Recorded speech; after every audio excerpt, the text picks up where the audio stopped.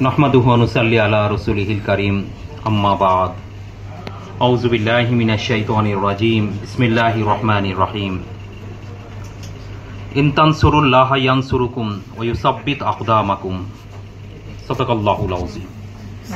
সবাই কয়েকবার দুরূদ শরীফ পাঠ করি। আল্লাহুম্মা সাল্লি আলা সাইয়্যিদিনা ওয়া নাবিয়িনা ওয়া শাফিয়িনা ওয়া হাবিবিনা ওয়া মাওলানা মুহাম্মদ সাল্লাল্লাহু আলাইহি ওয়া সাল্লাম। আলহামদুলিল্লাহ, মহান আল্লাহ রাব্বুল আলামিনের শুকরিয়া আদায় করতেছি। আজকে ইসলামী যুব আন্দোলন বাংলাদেশ কর্তৃক আয়োজিত মুজাহিদ প্রজন্ম এবং বিশিষ্ট যুব ব্যবসায়ীদের নিয়ে ইফতার মাহফিলে আমরা সবাই উপস্থিত হতে পারছি। রমজানের আজকে 13তম রমজান আমাদের সামনে চলে গেল।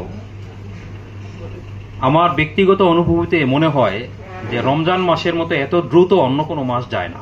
এটা আসার সাথে সাথে কেমন জানি চলে যায়।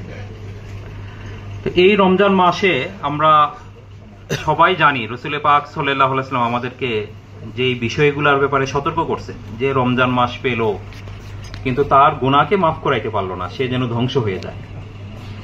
তো রমজান মাস গুনাহ মাফির মাস, এটা আমরা সবাই জানি। কিন্তু আমাদের মরহুম শায়েখ চরমোনাই সৈয়দ মোহাম্মদ ফজলুল করিম রহমতুল্লাহ আলাইহি পীর সাহেব চরমোনাই, মরহুম পীর সাহেব হুজুর, উনি একটু ব্যতিক্রম কথা বলতেন যে রমজান শুধু গুনাহ মাফের মাস না, এটা ধ্বংসেরও মাস। কারণ যে তার গুনাহ মাফ করাইতে না পারলো তার জন্য তো এটা ধ্বংস, এবং হাদিসে এই কথাই আসছে। তো আমরা আজকের এই অনুষ্ঠানে আমাদের যুব আন্দোলনের পূর্বতন বক্তা ভাইদের আলোচনা শুনতেছিলাম যে আমাদেরকে সোনার একটা দেশ তৈরি করতে হবে। এই দেশের আমরা আমাদেরকেই তৈরি করতে হবে। আমি এই কথার সাথে একটু ব্যাখ্যা সহ একটা বিষয় আসব যে আসলে আমরা কি, আমরা মুসলমান। আল্লাহ তাআলার ইবাদত বন্দেগী করার জন্য যারা নির্ধারিত তারা হলো মানুষ। আর মানুষের মধ্যে মুসলমান, সে ইবাদত বন্দেগী প্লাস অতিরিক্ত একটা দায়িত্ব, সেটা হলো খেলাফত, সেটা হলো একামতে দিন, আকিমুদ দিন। দিন কি? দিন হলো এমন একটা সিস্টেমের নাম। দিন যদি প্রতিষ্ঠিত হয়ে থাকতো তাহলে গতকালের এই আসিয়াকে হয়তো আমাদেরকে এইভাবে বিদায় দেওয়া লাগতো না।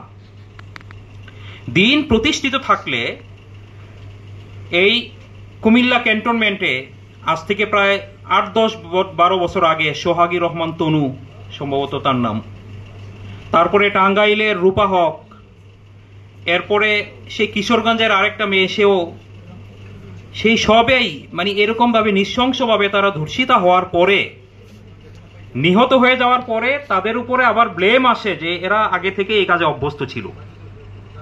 তো এই যে একটা বিচার বহির্ভূত অবস্থা, আজকে আকিমুদ্দিন দিন যদি বাস্তবায়িত থাকতো তাহলে এই ঘটনাটা পৃথিবীতে হয়তো আমাদের দেখতে হইতো না। প্রিয় ভাইরা, আমরা সব জায়গায় একটা স্ট্যাটিস্টিক্স খুঁজি, এটা আমাদের একটা অভ্যাস হয়ে গেছে। আমাদের যারা রাষ্ট্রের কর্ণধার তারাও বলেন যে না, আলহামদুলিল্লাহ আইন শৃঙ্খলা পরিস্থিতি অনেক ভালো। তারা একে ধরে নেন যে